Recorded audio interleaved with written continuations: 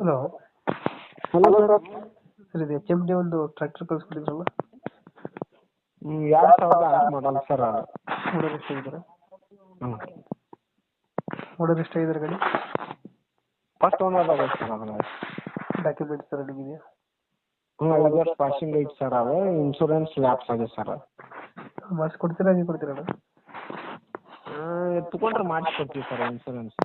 ಗಾಡಿ ರನ್ನಿಂಗ್ ಎಷ್ಟಾಗಿದೆ? ಹಾಂ ಕಂಡೀಷನ್ ಇದೆ ಸರ್. ರನ್ನಿಂಗ್ ಎಷ್ಟಾಗಿದೆ ಗಾಡಿ? ಎಲ್ಲ ಮೀಟ್ರ್ ಬಂದಾಗಿದೆ ಸರ್ ಅದು. Tyre condition?